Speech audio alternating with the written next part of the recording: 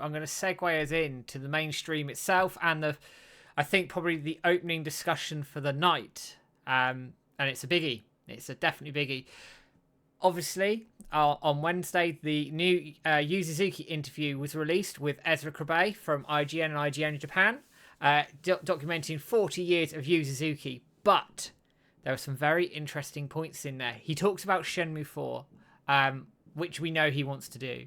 But the biggest, probably, sort of curtain raiser, if you like, or piece de resistance is he wants to do, or is thinking about doing, a Shenmue 0.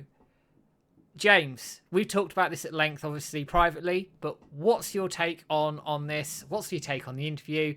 And could Shenmue 0 work? Take it away. My take on the interview is it's just amazing. I mean, it's covering Yu Suzuki's 40-year history. So from his early roots working with Sega, obviously Outrun, Space Harrier, the classic titles there, Virtua Fighter. It goes into a lot of detail, actually, on some of the mechanics that they managed to implement to get around some of the sort of the lesser technical hardware that they had at the time. So they sort of like cut corners to make stuff amazing on that hardware. He also talks about Shenmue in terms of like some of the things that they used for that as well to sort of get that to work and run successfully on a Dreamcast, using procedurally generated things. We already know about the magic maze, the magic weather and that sort of stuff. But one of the interesting things that he did mention was the conversations, actually, because there's so many different variations of conversation in Shenmue. You go around, you talk to a character, go back to them, talk to them again. They sort of give you the same answer, but it's worded differently. You know, it's very natural, and it was interesting to actually hear that the way that they got around that and produced that kind of thing is to sort of have variations of words that it's sort of intelligently picking to form some of these sentences. So one of the examples he gives, if I can find it, is "I go to Yokohama" was like one of the quotes he's given here. Can be replaced, or "I" can be replaced with "you," "he," "she." Yokohama can be replaced to Kawasaki. Go can be "eat," for example. And he's saying that because of all these different variations, that's how they managed to implement so much conversation in Shenmue 1 and keep it very natural and always feeling like every time you speak to a character, they've got something new to say, which is really cool, actually, to sort of hear about how the technical side of how they produce that sort of stuff. Then it gets into a little bit on Shenmue 3, Shenmue 4, which we'll mention a little bit later, but like this talking point that Matt's saying about Shenmue 0, which kind of takes you by surprise, and the fact that Yu Suzuki's actually been actively thinking about it. He's got ideas for what he wants to do. He says he can't go into detail at the moment, but it's something I've been thinking about.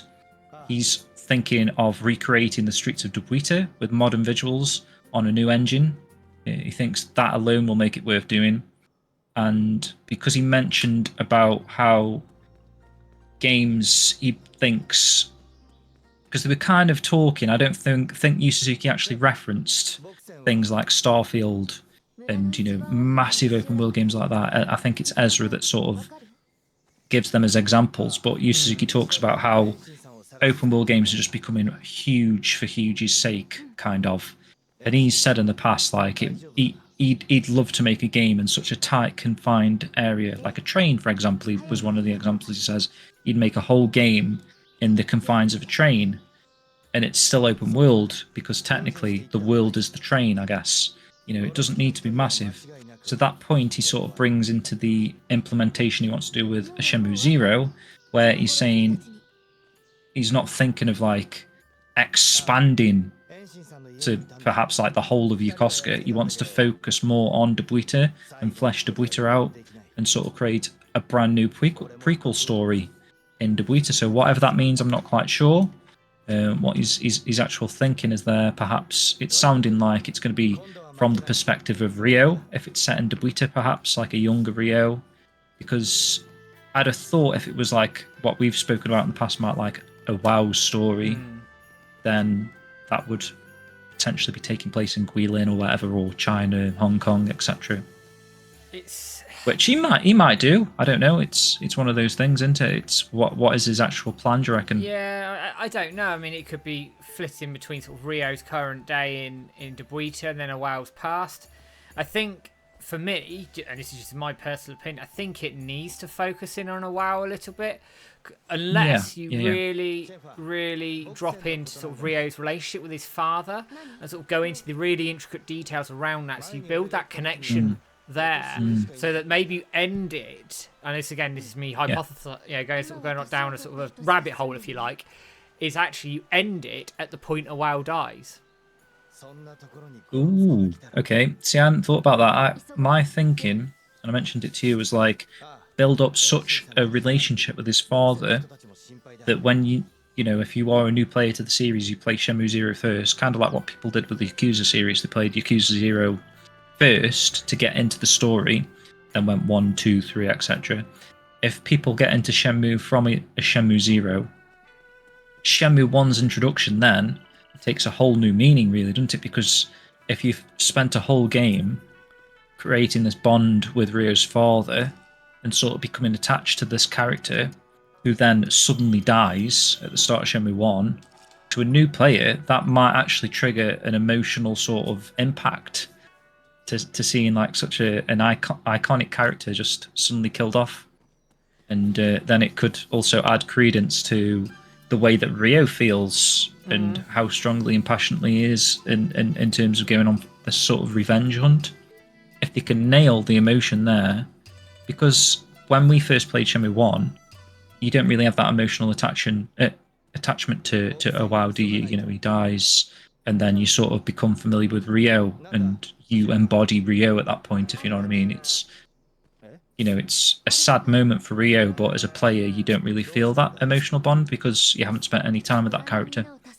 So I think that could be something that they could actually look into developing. This is just an idea that's popped into my head because Renner's mentioned the letter that WoW wrote. Can you imagine if WoW's writing that letter through the game? Yeah. So and as he writes it, you then have cutscenes and flashbacks and things with Rio and a WoW in China, sort of thinking back to all those things. So it all feeds into that like central point around the letter, but you have all this stuff around it that builds a relationship, goes into the past, and then sets things up potentially.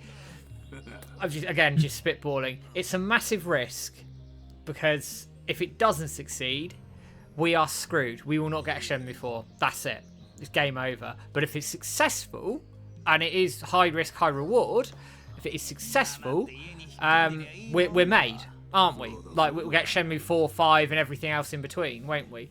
But I think James Rayner said it in chat. If we could only have one more game, it'd have to be Shenmue 4. Yeah. That's true. It's just, it comes with that risk, doesn't it? Like you were saying in your video the other day, Matt, that risk-reward factor. If potentially Shenmue 0 hits it off, I'm not by any stretch of the imagination expecting it to hit off as successfully as Yakuza has. But if we could even get like a quarter of the success that got from having this sort of prequel chapter to get players into the series, then, you know, potentially you could fund a 4 and a 5 out of that. I mean, I'm a little bit more optimistic in terms of like, even if Shenmue 0 is just a sort of like an okay release, and I'm still quite hopeful for Shenmue 4. Like, I wouldn't completely write it off, but I do understand where you're coming from in terms of like, a publisher's not going to want to touch a Shenmue 4 if another Shenmue game is, you know, failed almost. But me being me, optimistic, I'm always hopeful that with Yu Suzuki wanting it himself as well. For me, it has to be an 8 out of 10 minimum game. Shenmue 3 is a 7 out of 10 game, pretty much. But a 0 or even a 4 has to knock it out of the park, I think, to get people involved and people wanting to play it as well. And it's a hard ask to get a publisher to go in on it, but I mean, if he's thinking about this idea, he obviously has a plan for what he intends to do with it. I just don't know what that plan is. Yeah, and so if you could go on to the Shenmue 4 idea he has, where he's saying that he doesn't particularly think it's viable for newcomers to the series to, I guess, play 1, 2, 3 before 4 and try and learn the story. He mentions he doesn't think that a new player wants to know 100% of the story. 20 or 30% could be enough, he says. And then obviously he mentions that they did a digest movie at the start of Shenmue 3, which, you know, was to be expected to sort of condense the the story points that happened in the first two games. But for Shenmue 4, he wants to try and incorporate that into the main game with playable flashbacks. And now if he does create a Shenmue 0 first, and potentially does the ideas that we've come up with, Matt, where he's redesigned a Debuita, maybe he has created certain parts of China again, Guilin. Obviously, they've already got Bailu Village as easily accessible because they created it already in Shenmue 3. Yeah, absolutely. So if they can utilize everything they create in Shenmue 0 and what they created in Shenmue 3 to create these playable flashbacks, I think that could work really well. And that could be his thinking. He could be thinking like, I would like to implement a playable flashback of perhaps Rio heading back home, seeing the WoW fight with Lan Di at the start of the game, maybe a flashback later with Master Chen and Guizhang, for example. So in his head, if he creates a Shenmue 0 first and recreates these areas, he can then use those areas that he created in that game to, you know, add easy content to Shenmue 4, potentially. They have to build it off of Shenmue 3's engine. Regardless of what they do first, they need to build it off the Shenmue 3 engine. Potentially port it into Unreal 5, but they don't need to mess about, in my opinion, with a new engine or building an engine from scratch. Don't bother. Use what you got, because actually, you look at the environments and everything here, it's lovely. It's beautiful. I mean, look at that Shenmue tree. It looks stunning, mate. The environments in Shenmue 3 are absolutely nailed on. The character models, for me, could do with a bit of an upgrade. Yeah. Like, which we know. I think Rio definitely needs an upgrade, in my opinion. Personally. But I mean, I guess from reading like what I've seen on social media and things, people are up for a Shenmue 0. It's just whether it comes before 4, I think, is the biggest issue, I think, isn't it? Yeah, and like you're saying, like if they create them both simultaneously, then that's quite a big risk as well, isn't it? Because then they're sort of splitting the team, I guess, who are working on different titles at the same time.